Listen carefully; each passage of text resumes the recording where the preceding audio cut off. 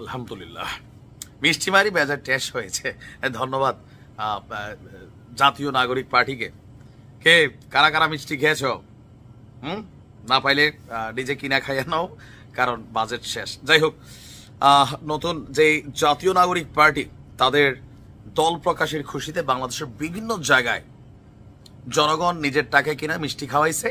আমি আমার দোকানে ছিল কোরিয়ান মিষ্টি খাইয়া আপনাদের সাথে ভিডিওটা নিয়ে আসছি, কারণ অর্ধেক বাংলাদেশের দায়িত্বেই সার্জিস আলম দা ব্লুটুথ বয়।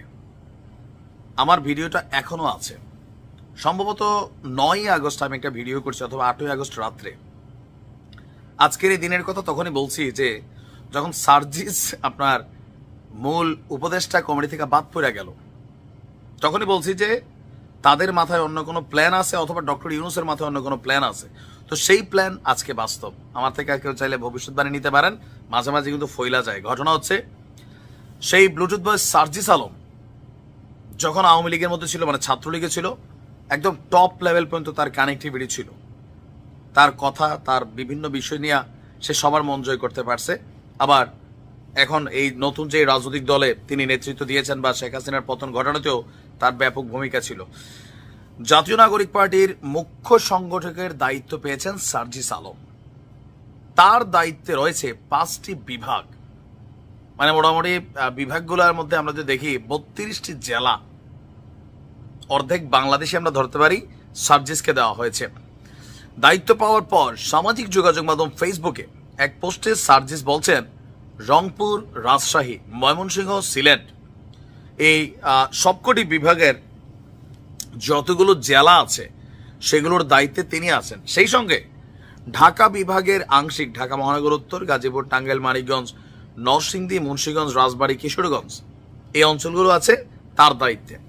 তার বক্তব্য যে খুবই দ্রুত এই 32 জেলার পথে প্রান্তরে ছাত্র জনতার সাথে দেখা হবে ইনশাআল্লাহ। তো আমার দিনে খাওয়া শ্রমজীবী ভাইয়ের কথা শুনতে চাই, স্কেলে পড়ুয়া আগামীর বাংলাদেশী পরবর্তী প্রজন্মের কথা শুনতে চাই, পরিবারের জন্য নিজের অনেক স্বপ্ন বিসর্জন দেওয়া বোনদের কথা শুনতে চাই, শক্ত করে সংসারের হাল ধরে রাখা মায়েদের কথা শুনতে চাই, পরম সৌভাগ্য পাওয়া আমানত স্বরূপ এই সুযোগটাকে কাজে লাগাতে চাই। তবে আমার মনে হয় যে খুব বেশি কাজে লাগাইতে পারবে তাও না, কারণ সার্জিস তো আমাদের মতন মিডল ক্লাস ফ্যামিলি থেকে উঠে আসছে।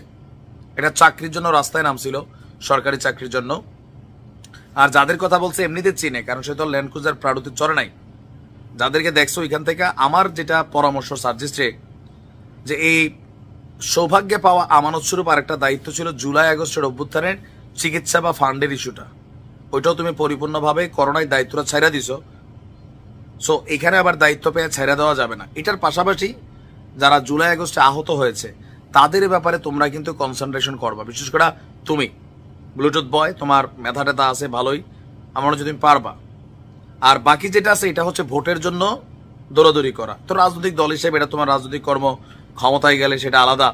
বাট জুলাই আগস্টের যারা আহতরা আছে, নিহতরা আছে, যে ফাউন্ডেশন গঠন করা হয়েছে, এটার কার্যক্রম কিন্তু দেখার মতন কিছু নাই। কালকেও তো ডক্টর ইউনূসের বাসভবনের সামনে, প্রতিষ্ঠানের সামনে আহতরা ওইখানে বসে রয়েছে, দিনভর কর্মসূচি।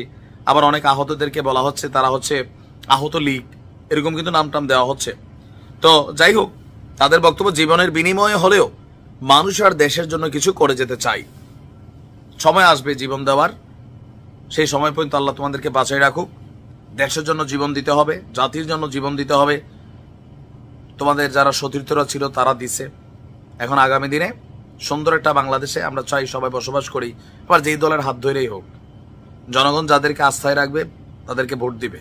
নির্বাচনের মাঠে এটা আমরা ক্লিয়ার হব। ভালো থাকুন।